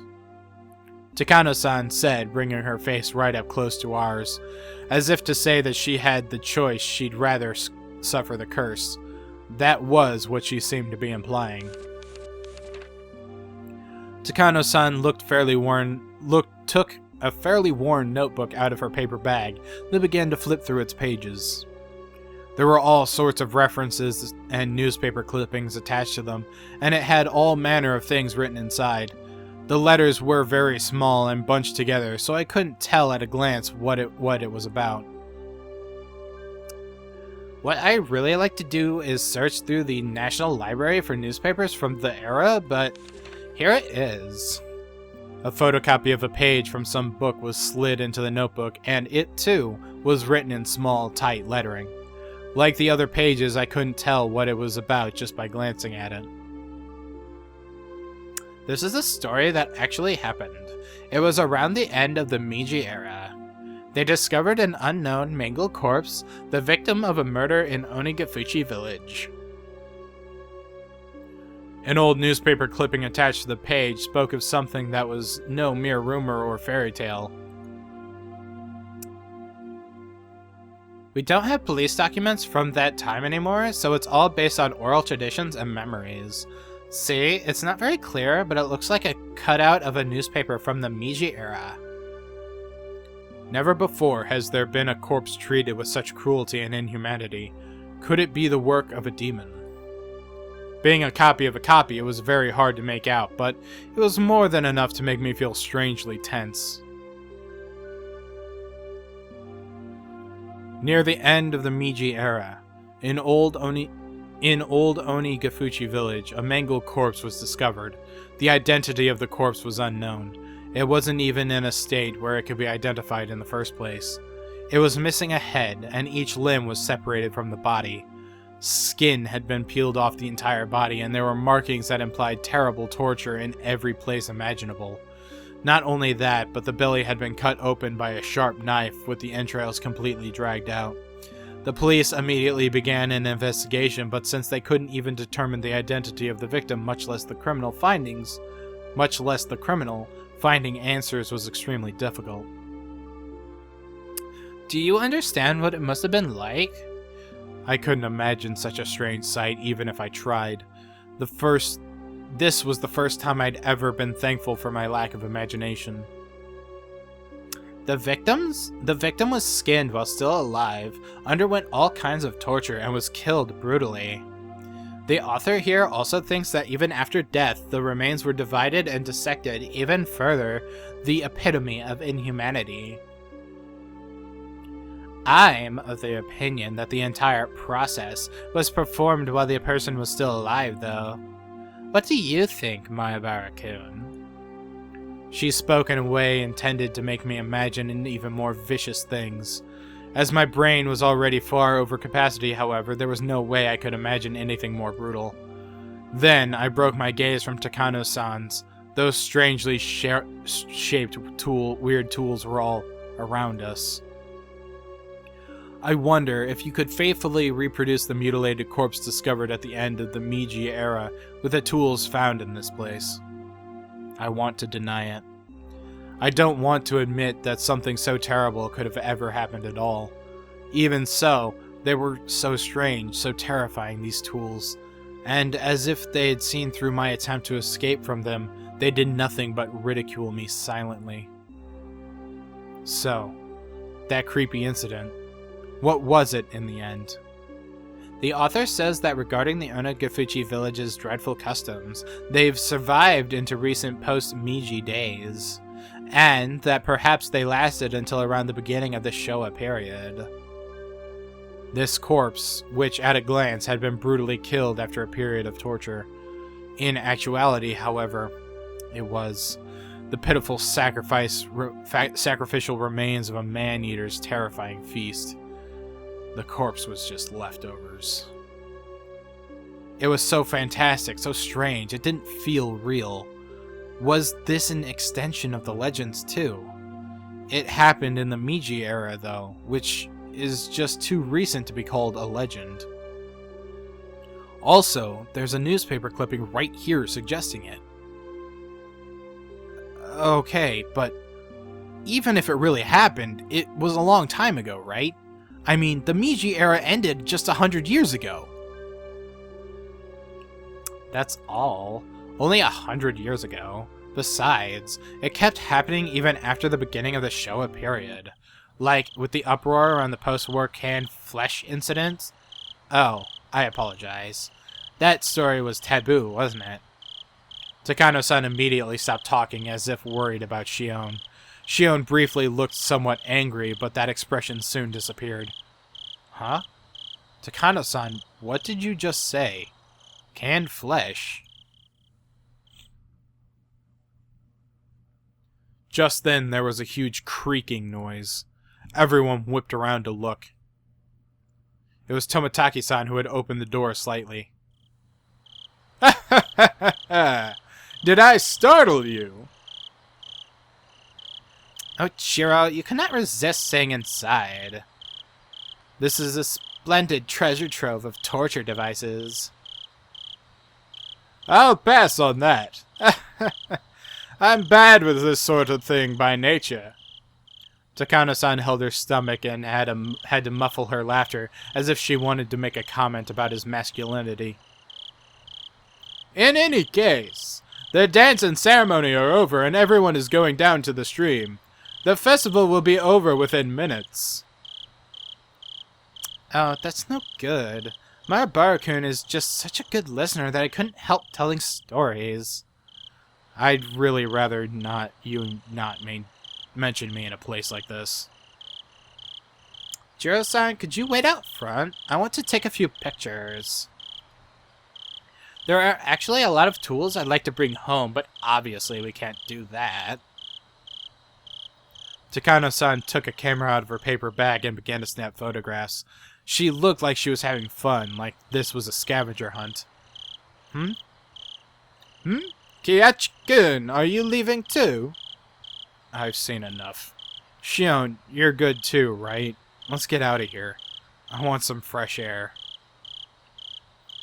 I agree. Let's leave. I did feel a bit of hesitation at leaving Takano-san by herself in this darkness. When I thought about it, though, I realized that whatever kinds of evil spirits and ghosts lurked in the darkness, none of them could hold a candle to how scary she was. Even if a phantasm were to appear, she'd be overjoyed and flash her camera at it. It seems like Shion shared my somewhat rude mental images. We exchanged glances and smiled painfully. We left Takano-san there, bathed in her strobe of camera flashes, and decided to leave the ritual storehouse. Everyone at the festival seemed to have gone to the stream, so their voices were very distant. The voices of bugs, on the other hand, were clear, lending an empty feeling of isolation to the place. How was it? Interesting? Tomitaki-san gave us a somewhat mischievous grin. He should have been able to tell just by looking at how pale our faces were. I should have kept watch outside with you, Tomitaki-san. Tomitaki-san laughed so delightfully it whipped away our dark feelings. How did you fare, Shion-chan? Were you scared? I was prepared for it, so I wasn't too afraid, but Seeing the real thing was powerful. Shion spoke like she wasn't scared at all. She really had been quite afraid, but seeing as how I was in way worse state than her, I didn't have much room to talk. As Tomotaki-san grinned candidly, my mind, exhausted and locked up by my nervousness, began to calm itself. Was Takano-san an adult about this little expedition? You know how she seems like a child sometimes. I was worried she'd be way too excited. Both Shion and I laughed and left that as our answer. Hopefully she was only looking at things. I'm worried she'll sneak something out of there or mess with a ritual implement too much and break it or something. Right, that's quite possible. She is alone in there right now. She might pilfer something small and easily concealed, hiding it in her pocket. Yeah, I can see that too. Shion said what I was thinking. You sure she didn't break anything? I could clearly hear some noises like someone jumping up and down. I was getting pretty nervous. I'm sorry. I ran out of film. Jiro-san, if you have any more, could I use some? Takano-san suddenly appeared while we were talking about her, taking everyone by surprise. Tomotaki-san smoothly grinned and responded as if nothing had happened. He's pretty mature. I'm all out of spare film. Sorry about that. Jeez, you won't win any Pulitzer Prizes by not stocking enough film for any occasion, you know. I suppose that's it then. Tomotaki-san scratched his head apologetically. Without film, we're done here. Takano-san seemed to have given up because of that too. We checked carefully to make sure we hadn't left anything inside, then closed the door and turned to the heavy padlock we'd left beside it. Takano-san, you didn't sneak anything out, right? How rude. I'm trying not to be that childish. Kerclack. Tomotaki-san set the padlock back the way it was before. From a cursory glance, it didn't look like thieves had snuck in at all. Okay, let's get over to the stream ourselves. If we don't at least set some content afloat, there won't be any point in coming to the festival. Tomotaki-san spoke brightly, urging us all on, setting cotton afloat down the stream. I shake my head a few times, driving away my dismal thoughts as to the double meaning. Takano-san, looking a little let down, kept turning back to glance at the ritual storehouse. Let's just leave it at that, alright? You saw enough to sate your curiosity, didn't you? Oh, not at all. Everything I found only renewed my interests. All those stories and legends suddenly hold water. After today, I'm going to have to change the way I look at all this. Wow, she is truly indomitable. Her curiosity really is something else, still interested in all this through and through.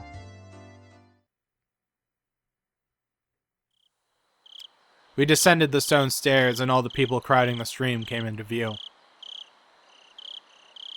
Near the bottom of the stairs we could clearly see people receiving cotton that had been cut out for them, then wishing upon the cotton and setting it aloft down the stream. The festival was already over. Damn! I missed my chance to photograph the best part of Watanagashi. Oh, but it's not too late. I'm going to go and set some of that. Oh, but it's not too late. I'm going to set some afloat. Perhaps you could take pictures of me.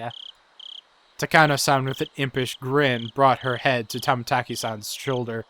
Despite his age, he looked embarrassed. I felt an honest respect for Tomotaki-san, a man to man, for dating such a handful of a woman. Goodbye then. Damn it. Goodbye then, Marabara-kun, Shion-chan. We're going down to the stream. Would you like to come with us? No. I couldn't get in your way. Please take your time. Shion waved her hand to them with an expression just as impish as Takano-san's. Tomitaki-san on his part seemed to want us to come, but whatever. Shion gave a big stretch and sat down on the stone steps. I'm pretty worn out. Same here. I'm exhausted too. Ki-chan, this is your first Watanagashi, isn't it? You go on, don't mind me. I'm tired, so I'd like to stay away from the crowd. Yeah, if we were to go now, we'd barely slip into the end of the cotton drifting ceremony. My sister and your other friends might be looking for you, too. Go on. Oh, yeah, right. They've been by themselves ever since we got separated. I'd feel bad if they were looking for me. Then Shion suddenly got a playful look on her face, then put her index finger to her lips as if telling me to keep this a secret. My sister's the type that gets really jealous. If she knew I was hogging you this whole time, she'd never let me hear the end of it. So keep tonight a secret, okay? Keep tonight a secret. Don't say things that are so embarrassing. Not only because of that, either. Considering what we were doing tonight, we really need to keep it a secret. Oshiro-sama's curse might happen tonight, and we four would be the prime candidates. The loosening threads of tension became taut again. Wait. It didn't end her thing. The loosening threads of tension became taut again. Shion, however, was bursting out laughing. Alright, I'm going to get out of here before I run into my sister. I really am tired, so I don't have the endurance to put up with her anyway. I can't tell if you get along with her or not. We get along. Though, as she said that, her vague expression explained that there was a lot of oddities in the relationship between twins. I'm an only child, so I don't really get it. Make sure you get along with her, okay? Right. Thank you kindly for your meddling. Okay, I'm gonna go. You should hurry up if you want to make it, Ki-chan. Watanagashi really is about to end. Shion stood up and brushed the dust off her backside. After watching her do so, I returned my eyes to the final ceremony of the Watanagashi festival below me. Seriously, though, what was that sound, anyway? It was kind of unpleasant and creepy. Huh? What sound? The sound. You know, the banging noise. It was really loud, wasn't it? I was giving her a blank expression, so Shion stared hard at me. I stared hard at her, too. Sorry, Shion. Could you give me the short version? What was making this a noise? Wait. Ki-chan, it didn't bother you? When all's said and done, it was just like we were speaking two different languages. Shion, explain it to me, without jokes, from the beginning, will you? What's this about a noise? Ki-chan, quit joking around too. Really, honestly, it didn't bother you. Neither of us was giving any ground, and both of us were staring at the other in disbelief. We were answering questions with more questions, with no sign of an actual conversation in sight. Baffled, I held in the urge to shout at her and asked politely one more time. I'm going to ask one more time, okay? I'll ask the questions. Shion nodded silently. Okay, here it goes. You said there was a sound. What are you talking about? The banging sound. It was like a kid was jumping up and down on the floorboard somewhere far away. It really didn't bother you. There was nothing to be bothered by. When did you hear this? I never heard anything. Wait, Ki-chan, are you serious? Shion, as if she didn't understand my plain and simple answer, pressed me further, her expression serious. I have no clue what she's talking about, but if it has Shion acting so like this, whatever it was, it gave me the creeps and sent a chill down my spine. It was when we were looking around inside of the ritual storehouse with Takano-san. About the time she started her stories, I think it was. Little by little, louder and louder, off and on. She heard a banging sound like a child jumping on distant floorboards. That can't be true. Don't start trying to scare me like that after all. Yeah, don't be trying to scare me after all that. I didn't hear anything at all. In fact, it was so utterly silent in there that my own heartbeat was almost deafening. Please don't try to scare me either, Ki-chan. It was like something was making noise in time with Takano-san's scary stories, and I was totally creeped out the whole time. The chill rose from my spine to the back of my head. My blood turned cold as it crawled up my body. When it reached my head, my mind froze over. You and Takano-san weren't paying any attention to it at all. Oh, wait. You and Takano-san weren't paying any attention to it at all, so I pretended not to hear it either, but you heard it, right? It happened a bunch of times. It was really loud. Shion's eyes were begging me to tell her I had heard it. I had no doubt, however, that my own eyes suggested something entirely different. A "you've got to be kidding" look. In that storehouse, we were surrounded by brutal ritual tools that looked like they were from another planet, listening to terrifying old stories. The whole time, Shion had been hearing a sound that we couldn't hear by herself? Should that make Shion, who heard it, tremble? Or should it make me, who didn't hear it, tremble? I didn't know the answer to that at the time. For now, Shion seemed to have made that decision before I did. What are you laughing about? I really got you, Ki-chan. I was fibbing the whole time. What? Shion laughed, saying how easily scared I was, and clapped me on the back. Her smile seemed somehow artificial and actually made me feel worse. Then, after leaving me with 2 or 3 generic diplomatic goodbye phrases, she left, almost like she was running away. All I could do was look after her, my mouth agape. At the end of the day, I didn't have a clue what was going on. Shion laughed it off and said she'd been lying, but she couldn't possibly have been lying. Of course not. And now that I think back, Tomotaki-san said the same thing, didn't he?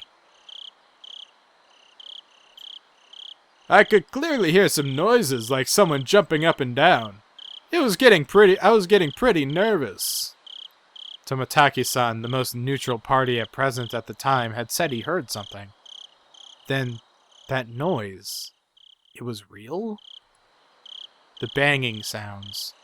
Sounds as though a child was jumping up and down on some kind of floorboards far away. Oshiro-sama's curse, which happens every year, might happen again tonight. The most plausible victim candidates were Takano-san, Tomotaki-san, Shion, and me. The bustling of people sounded further away than I would have liked, and the sounds of the insects sounded too close for comfort. I'm near so much human warmth, and yet I can't ever go back there again. That was the ominous idea that sprouted in my mind. Then, all of a sudden, I was punched on from behind, causing my heart to lurch. Kiachi, we found you. It was Rika-chan. When I turned around, Mion and Rena were there too.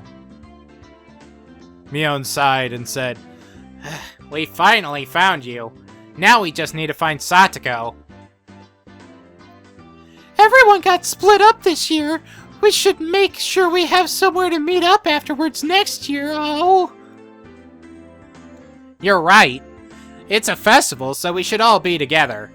I listened to Mion's happy declaration with a little bit of guilt. Kiachi, did you root for me while I was dancing? Yeah. I saw it all. You did a great job all the way through. No mistakes, either. Yeah! That's right, Rika-chan. That didn't count as a mistake. I tensed up as I realized I made a mistake of my own. Mion slapped a hand onto my shoulder a little roughly. A gross sweat broke out over my whole body. Did you do it too, Ki-chan? Did you get some cotton and send it down the stream? You haven't yet, right? You haven't yet, right? Is what I could feel her saying.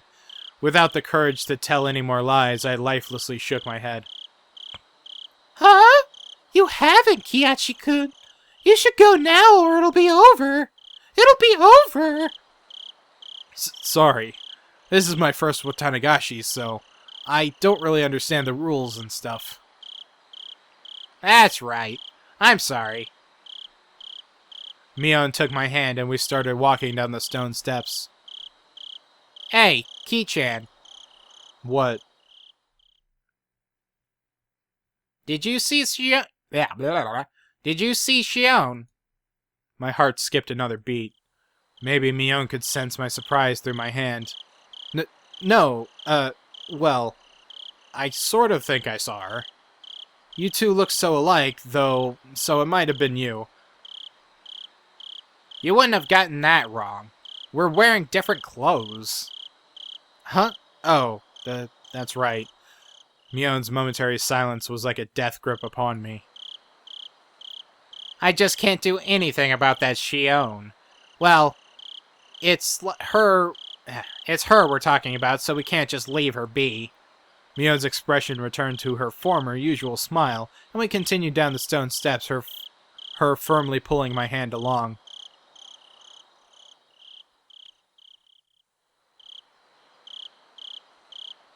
Jesus Christ, finally. It's like, I think it's been over an hour.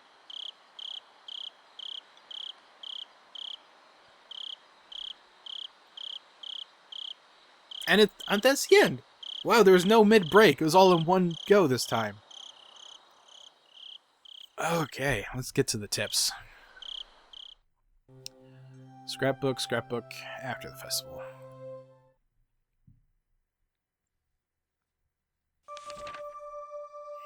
Watanagashi. The rite of Watanagashi is performed during a village festival every June even now, but reading back to its origins turns up a seriously sanguine ceremony. Originally, Watanagashi would happen at fixed intervals, and after receiving Oshiro-sama's trust, they chose a sacrifice. Then, the entire village would kidnap, demon away, the person and ceremonially dissect and devour them in a feast. The rules that determine the intervals are shrouded in mystery. This is because the ceremonies occurred extremely irregularly. There's a theory that this was determined based on astrological fortune-telling, but it isn't too convincing. The residents of Onagafuchi village firmly believed that they were half-man, half-demon transcendents, and that they were made more valuable than humans were, and they forced people within and without to accept that. Perhaps the knowledge of kidnapping and eating people was done to prove that they were higher up on the food chain. This was just a hypothesis, but maybe the rite of Watanagashi is a political event for the purpose of either being an outlet for, or outright diverting the attention of, the villagers of isolated Onagafuchi village. In case any of their complaints or dissatisfactions grew serious. If that was the main reason these ceremonies were held, then it's easy to explain how erratic they were.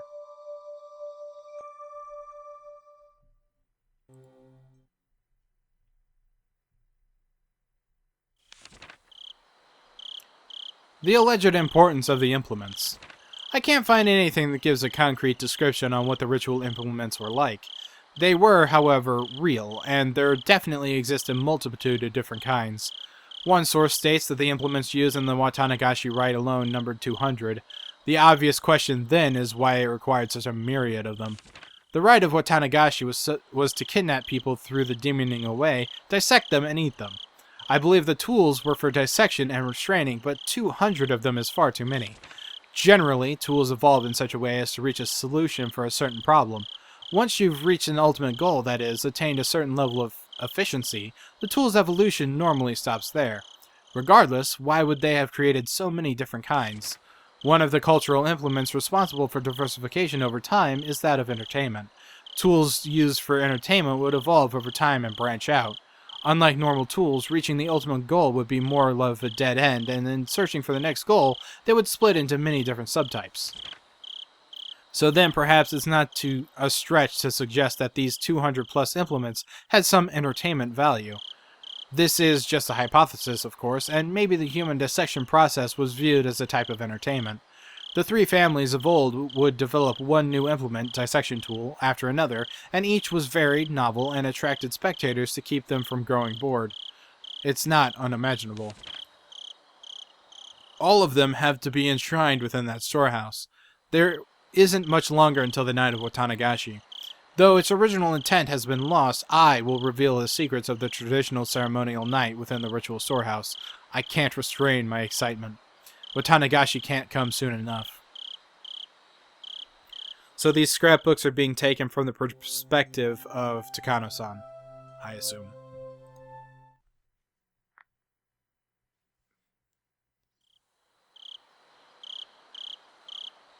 Okay. Late that night, tensions in the police station were strained. In the silence, many of the staff members' eyes shifted back and forth between the clock and their telephones, counting the seconds in that stifled atmosphere. Kumayaga-kun burst in with a young guy trailing behind him. Uwashi-san, I have the autopsy results. The court physician just got here. I'm ready to go, sir. I'll head straight for Gifu. Kuma-chan, things have gotten a bit complicated. They appear to be having a very difficult time determining who the victim is. Could they have been dismembered? Nope. Cooked to a nice light brown. He spoke in supportive tones, but the meaning behind his words was heavy. The staff gave a collective sigh. All the way, head to toe? Completely blackened, it seems. Probably smells terrible, too. What a shame it is to be Gifu-san. Cooked with no possessions, then discarded outside the prefecture. At worst, it would have taken a week for the body to be identified, but the fact that they'd sniffed it out tonight was huge. Kiyomi-kun and a few others are performing a thorough night raid on the dentist in Okonomiya. All we can do is hope that the tooth matches some medical records. Sorry. Could someone go buy me... Nope. This is Oshiro-sama Owashi talking. Koyama-kun and a few others are performing throughout the night a thorough night raid on the dentist in Okonomiya. All we can do is hope a tooth matches some medical records. Sorry. Could someone go buy me 2 or so boxes of ultra mild? The young guy answered in affirmation and darted out into the hallway. We did an excellent job finding it this year. It could be that people who disappeared in the past years were scattered outside the prefecture like this too. Ugh. Then why not bury them? Or sink them into the Sea of Japan and Lake Biwa or somewhere like that? Why, though? Hasn't the pattern so far been one person dies and another disappears? Kuma-chan, the corpse was inside an oil drum, unrestrained and cooked. They probably burned them after strangling them. They knew it would be found. So, what you mean is, from the beginning, they didn't want a person to disappear this year? Not so much that they aren't Not so much that as they just aren't related. The person didn't disappear. In fact, whoever did it seems to have wanted to make a show of it. You mean it could be a warning? He folded his arms, then heaved a long and heavy sigh. That might have been the case had it happened in town. If they'd messed up, taking the victim far away and burning them alive wouldn't have been noticed. If it meant it was a warning, they should have done it closer to Hamanazawa. They wanted to emphasize the fact that they killed the victim, but instead of doing it somewhere for dramatic effect, they did it outside the prefecture. Did they want to emphasize it or hide it? Boy, I wonder what Oshiro-sama is up to this year. A telephone ring cut through the heavy silence. A staff member nearby snatched up the receiver. Uwashi-san! It's Koyama! They have it! The dental clinic in Okonomiya fixed the wisdom tooth 3 years ago. What about the records? Complete with x-rays! Well, I feel bad for waking up the dentist before dawn. Kuma-chan, get out there as soon as you get the records from Koyomi-kun. Koyamiya-kun. Whatever. Will do! Oh, it's the chief. Thank you for Oh, it's the chief. Thank you for coming out at this hour. Iwashi-san, apologies for my lateness. What is the situation? Well, just getting good, you say. Or getting all fired up. Wow.